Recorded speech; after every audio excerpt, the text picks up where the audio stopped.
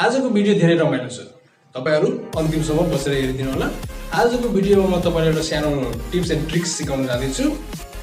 YouTube भिडियोमा तपाईहरुले फोटोहरु हाल्नुहुन्छ जुन कतिपय युट्युबर च्यानलहरुले आफ्नो भिडियोमा फोटोहरु युज गर्ने गर्नुहुन्छ। त्यसो गर्दा कपिराइट स्ट्राइक लागेको छ र कपिराइट स्ट्राइक लाग्नु नदिनको लागि के गर्नुपर्छ भनेर आज मैले एउटा सानो ट्रिकको रूपमा तपाईहरुलाई सिकाउन जाँदैछु।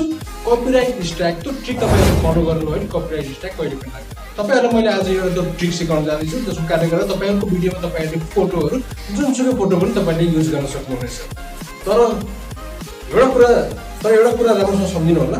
तपाईहरुले फोटो युज गर्दा कम्तीमा पनि 10 सेकेन्ड भन्दा कमको भिडियो अथवा फोटोहरु युज गर्नु होला। त्यसो गर्दा कपिराइट स्ट्राइक आउँदैन र यदि कपिराइट स्ट्राइक आएछ भने तपाईहरुको लागि नन कपिराइट फोटोहरु पनि यहाँ उपलब्ध छन्। कतिपय युट्युबरहरुले यस्तो खालको ब्राउजरहरु छन् भनेर त्यस ब्राउजरको नाम पनि दिएका छन्, वेबसाइटको नाम पनि दिएका छन्। ती वेबसाइटबाट चाहिँ तपाईहरुले चाहिँ फोटो डाउनलोड गर्नुपर्ने हुन्छ। तर त्यो वेबसाइटमा गइसकेपछि पेमेन्ट गर्नुपर्ने हुन्छ।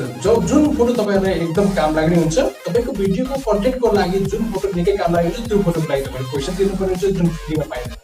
र जुन काम नलाग्ने चीजहरु छन् ती मात्रै फ्रीमा पाइन्छन्। त्यसैले गर्दाखेरि यस्ता वेबसाइटहरु हाम्रो लागि के काम।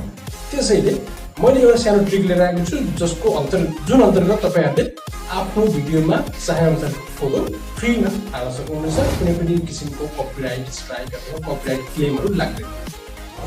त्यसैले भिडियोलाई अन्तिमसम्म हेरिदिनु होला। मैले लास्टमा त्यो ट्रिक सिकाउने नै छु। र भिडियोमा जानुभन्दा अगाडि कृपया तपाईहरु मेरो च्यानलमा नयाँ हुनुहुन्छ भने कृपया लाइक, शेयर एन्ड सब्स्क्राइब गर्न नबिर्सिनु होला। लागौँ साथीहरु हाम्रो मोबाइल स्क्रिन।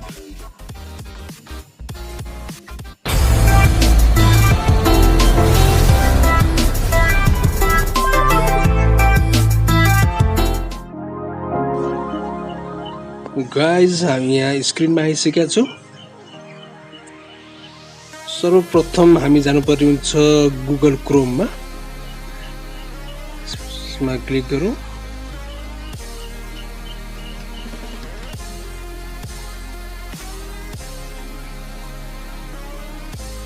क्रोममा जाउँ। क्रोममा गइसकेपछि हामीले यो सर्च बारमा कुनै पनि चीज सर्च गर्नुपर्ने हुन्छ। तपाईलाई के चीज सर्च गर्न मन लागेको छ त्यो चीज यहाँ सर्च गर्न सक्नुहुनेछ। नत्र पनि यहाँ माथि इमेज देख्न सक्नुहुनेछ, त्यो इमेजमा जानुहोस्। इमेजमा क्लिक गरिसकेपछि यहाँ सर्च बारमा सर्च गर्नुहोस्।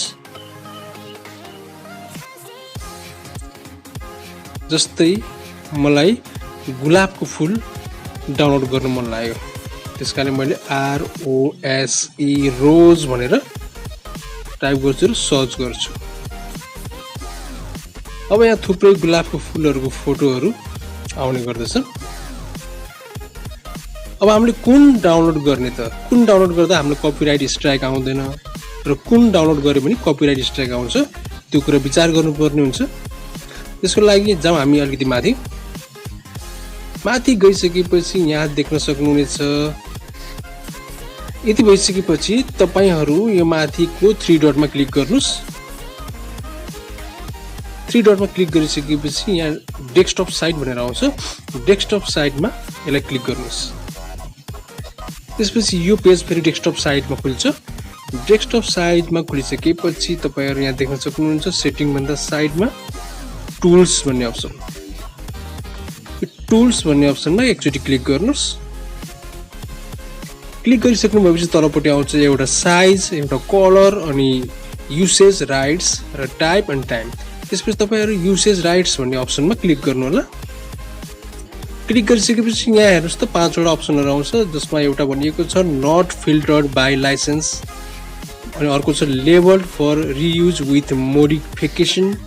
त्यसपछि अर्को आउँछ लेबल्ड फर रियुज, अर्को छ label for non commercial reuse with modification. त्यसपछि लास्टमा label for non commercial reuse. हामी जान्छौँ दोस्रो अप्सनमा जहाँ लेखिएको छ label for reuse with modification. यसलाई हामीले फेरि प्रयोगमा ल्याउन सकिन्छ र यसलाई हल्का मोडिफिकेसन पनि गर्न सकिन्छ भनेर भनेको छ। यो दोस्रो स्टेपलाई क्लिक गरौँ। क्लिक गरिसकेपछि पेज फेरि रिस्टार्ट हुन्छ र रिस्टार्ट भइसकेपछि यहाँ फिल्टर भएर यहाँ रोजको पिक्चरहरू आउने गर्दछ जुन चाहिँ यो पिक्चरहरू जो जति पनि तपाईहरुले यहाँ डाउनलोड गर्नुहुन्छ यसमा कपिराइट स्ट्राइक लाग्दैन र अथवा कपिराइट क्लेम लाग्दैन यसमध्ये कुनै पनि पिक्चरहरू तपाईले डाउनलोड गर्न सक्नुहुनेछ म यो डाउनलोड गरेर देखाउँदैछु र भन्दाखेरि एकचोटी यसलाई क्लिक गरौँ यो पिक्चर यहाँ साइडमा खुल्छ यसलाई फेरि क्लिक गरौँ यसलाई फेरि क्लिक गरिसकेपछि यस्तो इन्टरफेस आउँछ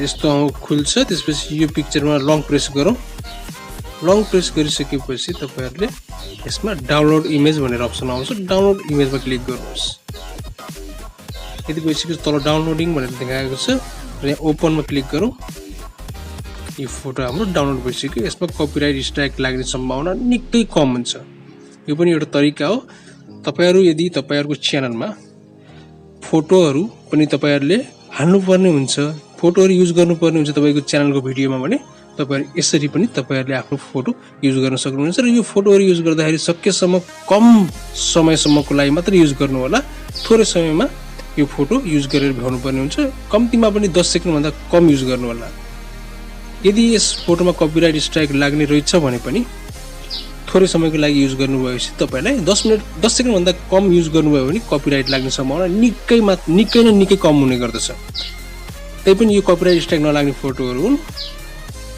level for reuse and modification content भनेको छ त्यसमा क्लिक गरिसकेपछि एक त कपिराइट स्ट्राइक लाग्दैन यो फ्री इमेजहरु हुन् र यदि लागिहालेछ भने तपाईहरुले 10 सेकेन्ड भन्दा कम यसलाई युज गर्नु होला त्यसपछि तपाई ढुक्क भएर आफ्नो भिडियोलाई पूरा गर्न सक्नुहुनेछ र पब्लिश गर्न सक्नुहुनेछ हस् त साथीहरु आजलाई यति नै अब आगामी भिडियोहरुमा अनेकौं ट्रिकहरु लिएर आउने नै छु मेरो च्यानल टेक्निकल सम्बन्धी भएको हुनाले मैले टेक्निकल सँग सम्बन्धित थुप्रै भिडियोहरु लिएर आउने नै छु त्यति बेलासम्मको लागि मलाई बिदा दिनुहोस् यदि तपाईहरु मेरो च्यानलमा नयाँ हुनुहुन्छ भने लाइक शेयर सब्स्क्राइब गर्न पटक्कै नबिर्सिनु होला मैले बारम्बार भनेको छु लाइक शेयर सब्स्क्राइब गर्न पटक्कै नबिर्सिनु होला किनकि लाइक शेयर सब्स्क्राइब गर्नको लागि 1 रुपैयाँ खर्च हुँदैन प्लिज यति गरिदिनुस् तपाईको आफ्नो भाइको लागि थ्यांक यू गुड बाइ